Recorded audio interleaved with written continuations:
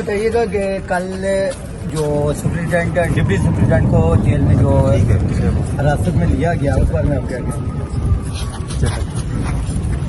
دیکھیے اس میں جو میڈیا کے ذریعے ذرا تھوڑا سا پیچھے رکھو نا. میڈیا کے ذریعے جو الزام آ رہا ہے نا وہ الزام تو یہ ہے کہ جی خان کی سہولت کاری کی ہے. اب جیل کے اندر کیا سہولت کاری ہو سکتی ہے؟ کوئی خان کے ساتھ شرافت سے پیش آئے ہوں گے یا تعظیم دی ہوگی. اگر یہ سہولت کاری ہے، اگر پاکستان کے سابق وزیر اعظم کو جو ہے وہ بتایا کہ ایک نے کان میں کسر کی، بہت بڑا یہ جرم اس نے کر دیا، کیا کہہ سکتے ہیں. لیکن بہرحال مجھے خدشہ ہے کہ شاید اس میں بھی کوئی اپنوں کا ہی ہاتھ نہ ہو. یہ ایک بہت بڑا جلسہ آپ نے کیا. ہم نے دیکھا کہ آپ پی ٹی آئی جو آپ کے اپنے حلقے کے جو ڈسٹرکٹ کے لوگ تھے ان کو بھی آپ نے انوائٹ نہیں کیا. کیا اس لیے نہیں کیا کہ ثوابی جو جلسہ تھا اس میں آپ کو اگنور کیا گیا تھا، آپ کو انوائٹ نہیں کیا تھا؟ میں نے یہ جلسہ اس لیے کسی کو میں نے پاکستان تحریک انصاف سے عہدیداران کو میں نے انوائٹ نہیں کیا، MPs MNAs کو انوائٹ نہیں کیا، کیونکہ میں نہیں چاہتا تھا کہ میری دعوت پہ اگر وہ آتے ہیں تو پارٹی میں ان کو کسی خفت کا سامنا کرنا پڑے، کوئی ان پہ تنقید کرے، تو میں کسی کو برڈن نہیں کرنا چاہتا تھا. یہی وجہ تھی. باقی تو ہمارا جلسہ جو ہے پاکستان تحریک انصاف کے جھنڈوں سے جو ہے آراستہ تھا، اور یہ جھنڈا جو ہے خان کا، یہ جلسہ خان کا تھا، یہ جلسہ جو ہے خان کے ایک سپاہی کا تھا. اچھا سر، یہ کل زلفی بخاری اور آپ اس طرح مجھے نہیں دیکھ رہے، بڑی تنقید کی جا رہی ہے، اسے اردو صحیح نہیں لکھنا آ رہا تھا، آپ کیا کہیں گے؟ مہربانی کرو بھائی. وہی خان کی بات ہے کہ یہ جاننے کی بھی کوشش نہیں کرتے ہیں، سیکھنے کی بھی کوشش نہیں کرتے ہیں. بہرحال وہ میں نے بھی دیکھا ہے کہ جس انداز سے وہ لکھ رہی تھی، تو جو سفارشوں پہ میڈیکل کالجوں میں داخل ہوتے ہیں ان کا پھر یہی حال ہوتا ہے، اور جو ذیلی طریقے سے وزیر اعلیٰ بنتے ہیں تو پھر یہی ہو سکتا ہے. آپ پٹیالہ جیل جاتے رہے ہیں، گزشتہ روز ڈپٹی سپرنٹینڈنٹ کو اس لیے حراست میں لیا گیا کہ انہوں نے عمران خان کی سہولت کاری کی ہے. کیا ایسا کچھ ہو سکتا ہے کہ ڈپٹی سپرنٹینڈنٹ عمران خان کو فیسلٹیز دے رہے ہوں؟ کیا فیسلٹیز دے؟ لیکن فیسلٹیز تو جو خان صاحب کو اویلیبل ہیں وہ سب میں نے ہائی کورٹ کے ذریعے خان صاحب کے لیے حاصل کی ہے.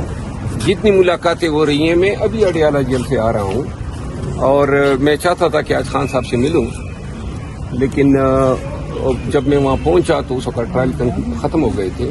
آج بڑی قلیل مدت کے لیے انہوں نے ہیئرنگ کی تو میں نہیں مل سکا ہوں. لیکن میں ابھی جب بھی یہ ٹرائل ہوں گے یا وکلا کی ملاقات کا دن ہے تو میں انشاءاللہ خان صاحب سے ملوں گا. سر خان صاحب، اور میں نے آج اس پہ ٹویٹ بھی کیا ہے، میں خان صاحب کو چاہوں گا، ریکویسٹ کروں گا کہ جو لوگ الزام لگا رہے ہیں ان کو میرے سامنے بٹھا دیں تاکہ دودھ کا دودھ اور پانی کا پانی ہو.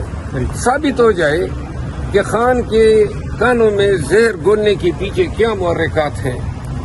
اور میں خان صاحب کے ساتھ جب ملوں گا، پہلے میں خان صاحب کو چونکہ ساری باتوں کا علم ہوتا تھا، وہاں پہ سارے لوگ بیٹھے ہوتے ہیں، تو میں نہیں چاہتا تھا کہ میں ان لوگوں کے کرتوت خان کے سامنے لے آؤں. لیکن اب جب میں جاؤں گا تو بلے باز سے لے کے یہ پرویز خٹک اور اسد عمر اور فواد چودھری اور ان تمام کو واپس لانے کی جو تازہ ترین کوششیں ہیں ان سب کو میں آگاہ کروں گا.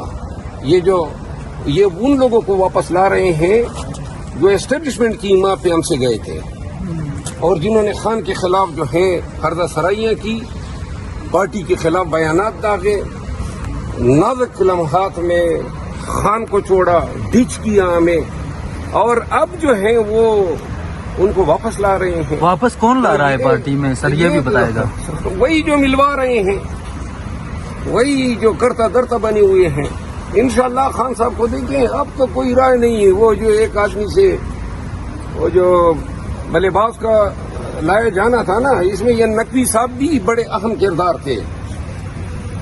بلے باز کو لانے میں نقوی کا بھی بڑا کردار تھا. یہ پورا نام کیا تھا اس کا؟ محسن نقوی. نہیں، وہ نقوی کیا نام ہے جس نے وہ میرا وہ جیلی نوٹیفکیشن، شمیم نقوی، فردوس شمیم نقوی. تو لہذا اب تو کچھ رہ نہیں گیا کہ جی ممبرشپ ٹرمینیٹ کرتے ہیں. اب میں کس کا لحاظ کروں گا؟